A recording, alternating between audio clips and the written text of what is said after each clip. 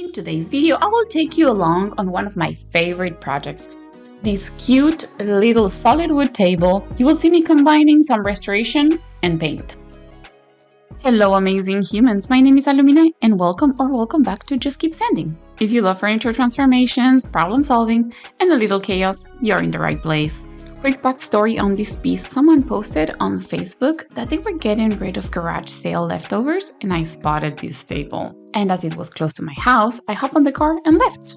I took it home and inspected while getting some footage.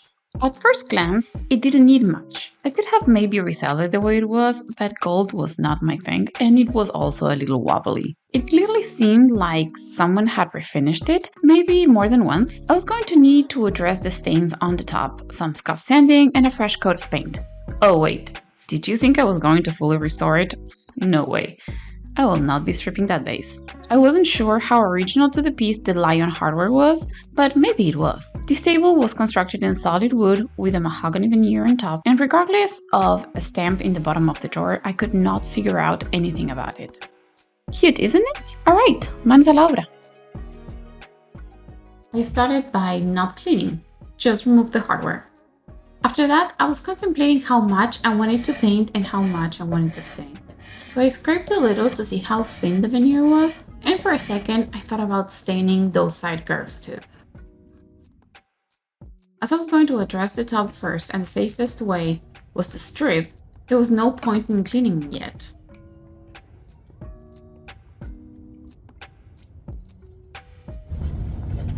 Guess who has just changed their mind about stripping the sides? Me? I started with clean strip because I really want to finish this can already, but that didn't work. So I moved to plan B. The only thing I don't like about QCS is that the spray is like too wide, so it goes everywhere, even the areas where I don't want any. But it's okay, I'm gonna grab a steel wool, I'm gonna start scrubbing a little bit, and I'm gonna put it to dry under the sun, because there's still some sun left for today. And that is exactly what I did. I used QCS and I removed it by hosing it off and cleaned the rest of the base as well too. These are the perks of solid wood pieces. So I let it dry under the sun on this beautiful autumn day, and I swear I filmed it, but when I was transferring the files, I deleted them by mistakes. Once it was fully dry, I scuff sanded the base, and call me crazy, but I was loving this aged look of the gold and the light blue rusty metal. It was so cool.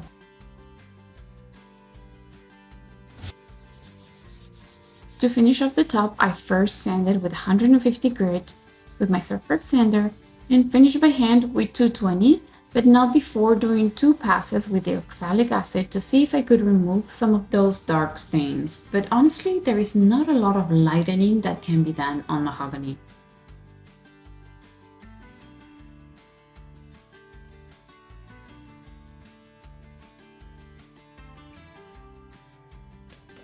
After finishing sanding, I wanted to see how the stains and the color of the top was looking, so I applied mineral spirits to reveal this gorgeous grain.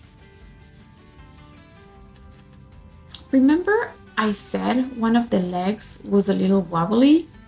I did a million things to try to fix that. I tried to take it off by applying some heat, hot water. I put pressure to try to put it together. I tried to pull it apart, but nothing was moving it. So I had to let it go and keep going.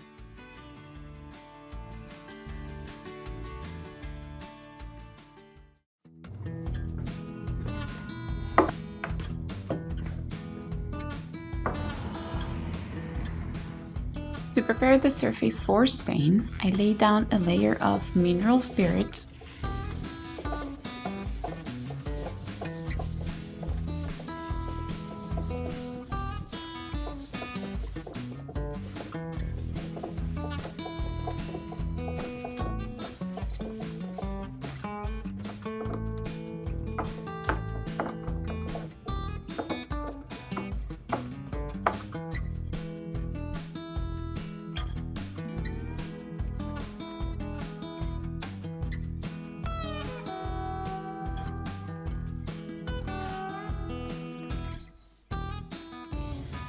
so much waste.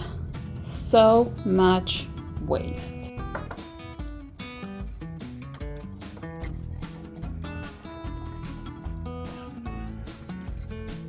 and apply just one coat of antique walnut by General Finish It, and I let fully dry.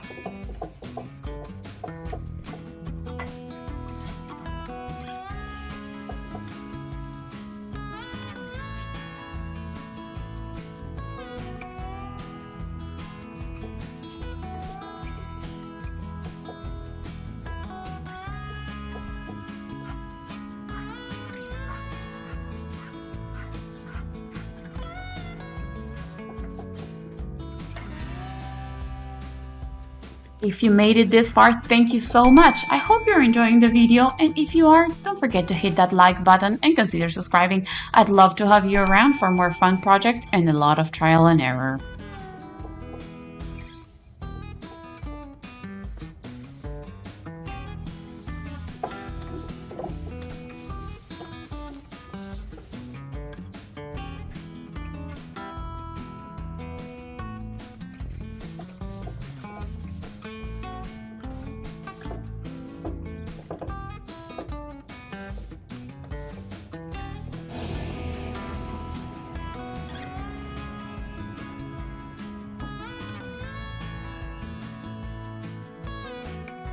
I finished with 3 coats of these Wipe on Poly by Minwax.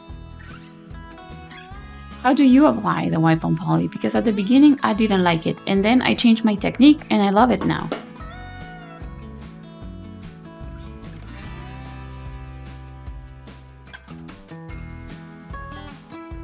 So what I do is that I usually pour a good amount in the center and spread it to the ends with a rolled rag.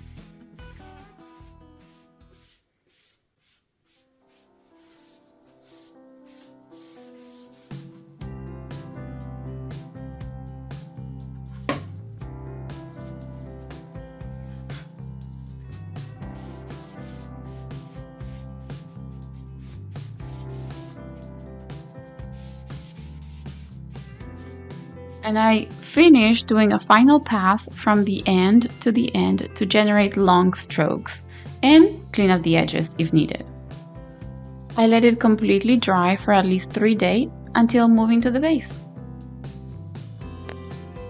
For a second there, I thought I was going to paint by brush using the Licorice by Beyond Paint, but then I realized that that was nuts. And as I do not want to lose my mind early in life, I decided to spray. To do so, I needed to cover a round surface. I went around with these kind of stretchy tape. I could have used one of the automotive ones I have too, that are very flexible as well.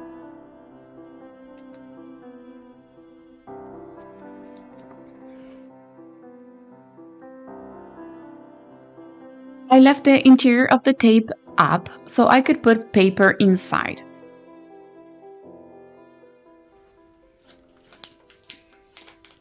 And here it goes, my eco-friendly tip of the day. This paper, where they advertise things, are coated in wax or plastic, so they are the perfect barrier for paint. I use them all the time, and they are huge. Regardless that I have some painter's paper, I do not use it, because I always have some of these that is free and comes in the mail. And I ended up doing this inside because it was cold outside.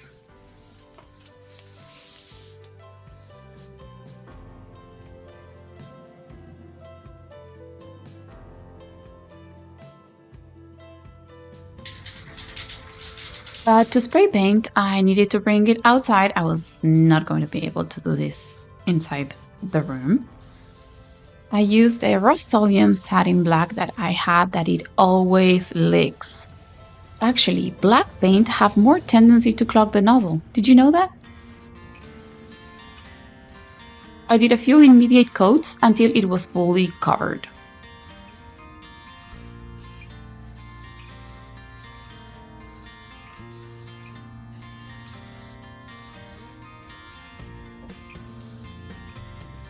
I let it fully dry and brought inside.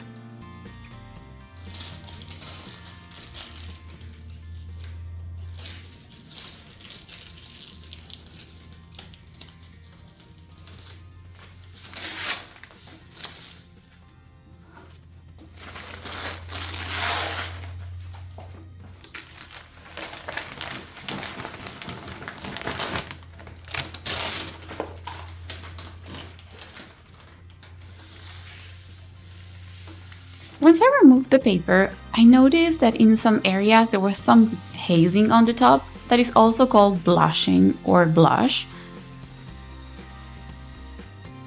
It could have been caused by the exposure to low temperature and humidity while it's still curing.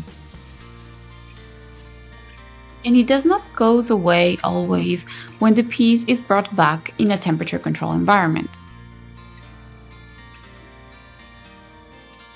For this, there is a product called No Blush or Super Blush, depending on what you need.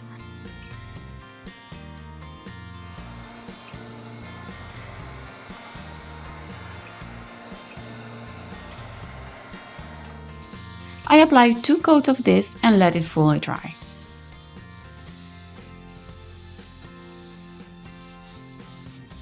And to finish up, I also lined the drawer.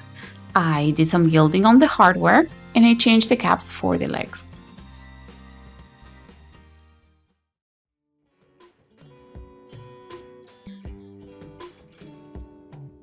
Let's recap on the before.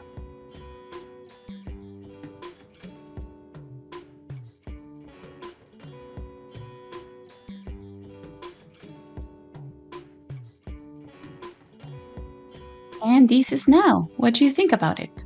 I hope you liked it, and if you did, let me know. But if you didn't, you can also let me know because I would love to hear what you would have done differently.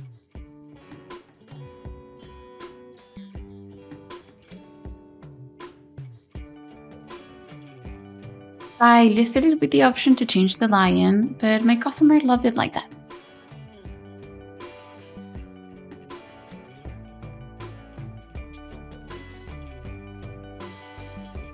The darker areas on the mahogany are not so visible, and the red is still popping a little, giving a warmer hue under the walnut stain. Under the sun, this looks stunning. Do you want to hear a fun fact? Well, 2 nights before I was meeting with my clients for the delivery, I was able to get that leg out and fix a wobble. I was so happy. I hope you enjoyed this video and it motivates you to see potential on discarded pieces. This project proves one more time that everything can be transformed with some love, paint, and just a little bit of skills. And remember, skills can be learned. See you again in the next video. Bye!